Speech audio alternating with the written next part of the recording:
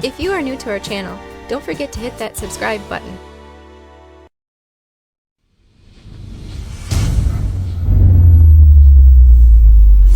Welcome to the Wisconsin Vegetable Gardener. I'm Joey Baird here at the garden closing it up.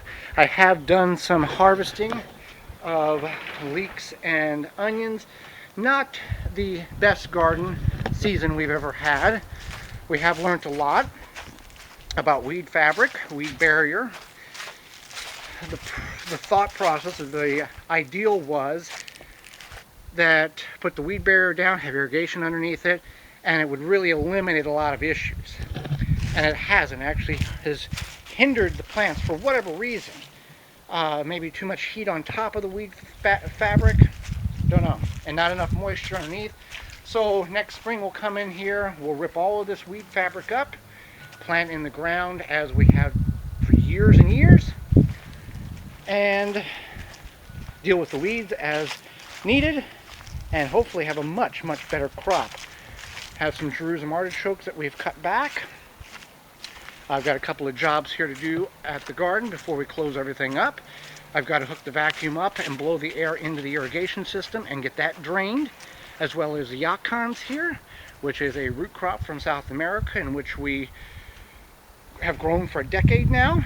And I eat the tubers, save the rhizomes, sell some rhizomes online in the spring on Macari, an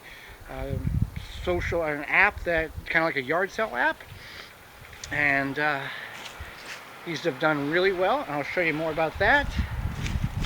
And we've got our raspberry patch here, golden raspberry, started with I think 3 plants and has expanded quite well.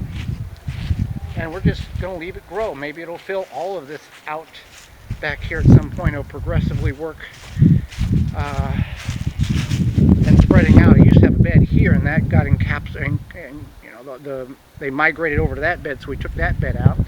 Asparagus there, not doing anything like we had hoped or expected, but really nice golden raspberries. Before long we'll have enough to make a pie out of. So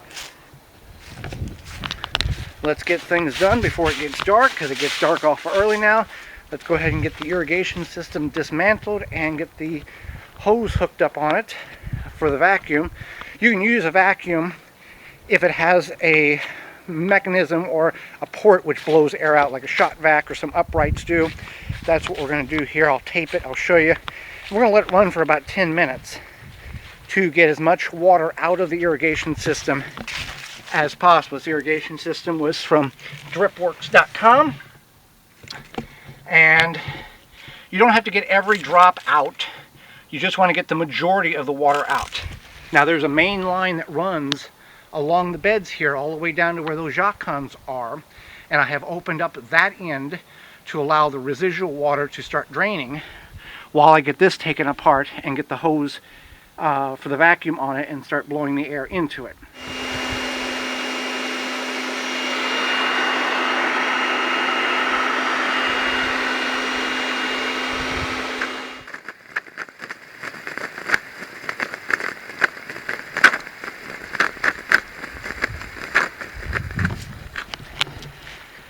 I'll let that run for about 5 minutes in order to get as much water out of the system as possible, and then it'll be fine. We've not had an issue.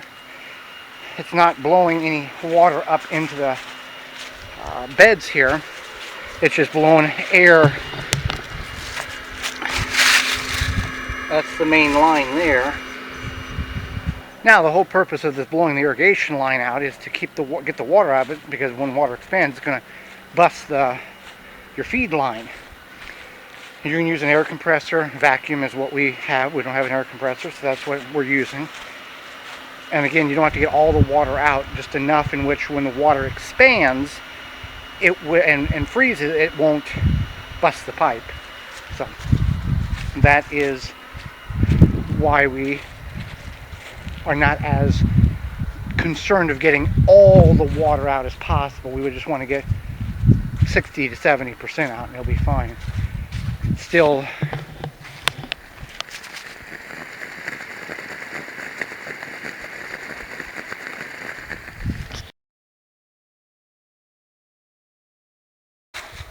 Now I cut them down so I can actually get in here and work, and I leave about a foot so I know where the tuber is, or the root zone is. You want to come back far enough. I don't know if they're going to be big tubers or little, but we'll see here.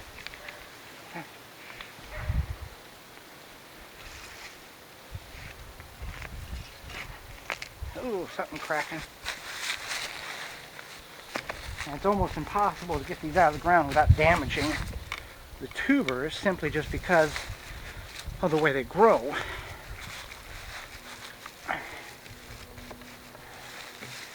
Alright, let's see. Okay.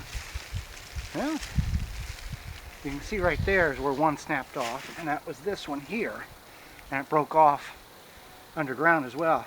It looked like a sweet potato, and then see that one is cracked there. But it has a wet, watery apple carrot flavor to them. So then I got another one that has broke off somewhere underneath there. Another one is broken. Just impossible to get them. And here is the rhizomes in which I will clean this all up, take all the tubers off, dehydrate them, turn them into Yacon chips, and then leave the root zone in, or the rhizomes all intact, trim this down, and bury it in sand and put it in the attic stairs where it will get chilled 35-ish degrees but not freeze, and then bring them out in the spring next year, 90 days before I intend to plant them, and start them indoors, and then do the process all over again.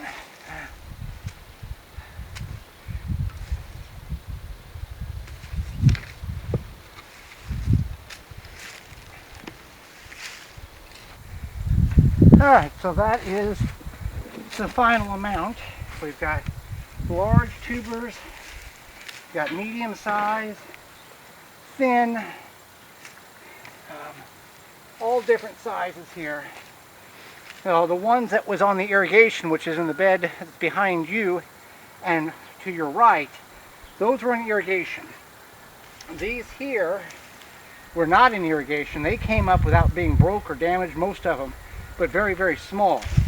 The larger ones here were all on irrigation for most of the summer. So I don't know how many poundages I have here. Probably 10, 15 pounds on the high end, 8 to 12. So what I'll do is I'll clean those rhizomes up, pack them in sand like I spoke about, and then clean these up. And I found that peeling them and then dehydrating them in chips is the way to go. Otherwise you can't get the earthy tones out of the tuber. So Yacon's a root vegetable from South America that you may not have been aware of, that can grow in zones 4, 5, and even 6 and beyond. I've seen them as low as 4. Now with the Yacons, these are a tropical plant. They cannot stay in the ground over winter. If you do leave them in the ground over winter, the whole plant turns to muck and mush, and it turns to slime, and it's no good. Jerusalem artichokes, on the other hand, is a hardy plant that can stay over winter and repropagate itself year after year. We have this patch up here that we planted in 2011, and it's really not sprawled too much. We've really kept it in check. Some years we have very, very tall plants, other years very small, so it's a ebb and flow. But you can do a lot of things with Jerusalem artichokes as well. From fermenting them to just eating them raw to soups and stews. So I'm going to dig a few of these up and take them home with me as well. There's plenty of videos that I have on our channel here that talks about the growth and habitat and the benefits of Jerusalem artichokes and how to go about all that. So, sun's getting lower in the sky, and this garden is good for winter. Thanks so much for watching. If you like this kind of thing, like, subscribe, and comment. I'm Joy Barrett, and this has been the Wisconsin Vegetable Gardener.